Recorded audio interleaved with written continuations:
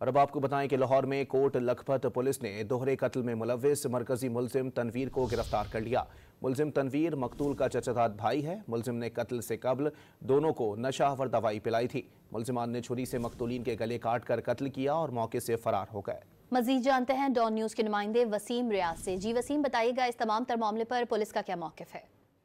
जी देखें, ये अफसोसनाक वाकया कोट लखपत के इलाका में जुमे के रोज जो है वो पेश आया था, जिसमें लड़का और लड़की को जो है वो कत्ल किया गया था, जिसके बाद पुलिस ने 5 मुलजिमान के खिलाफ नामजद मुकदमा दर्ज किया था।